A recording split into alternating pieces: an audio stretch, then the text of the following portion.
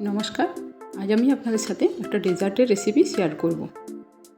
এটা খেতে কিন্তু খুব সুন্দর এবং খুব অল্প সময়ের মধ্যে অল্প উপকরণ দিয়েই বানিয়ে নিতে পারবেন। মাঝে মধ্যে মিষ্টি খেতে ইচ্ছে করলে তখন আপনার এই ডেজার্টটি বানিয়ে নিতে পারবেন।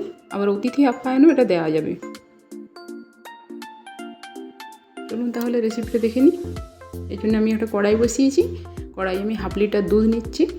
দুধটাকে জাল দিয়ে ঘন করে নেব। আর এটা আমরা ডিম দিয়ে বানাবো, সেই জন্য এখানে 2টো ডিম নিয়েছি।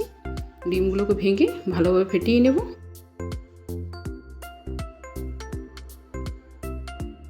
আপনি যাকে খাওয়াবেন সে সহজে বুঝতেই পারবেন এটা আপনি ডিম দিয়ে বানিয়েছেন।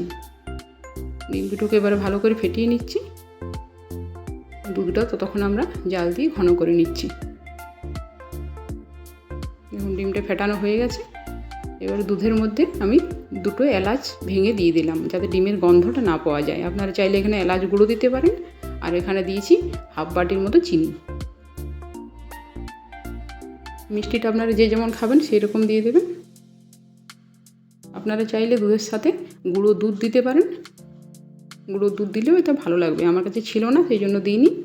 এবার আস্তে আস্তে করে চামচের সাহায্যে এভাবে ডিমটাকে দিয়ে দেবো আর এক হাতে নাড়াবো।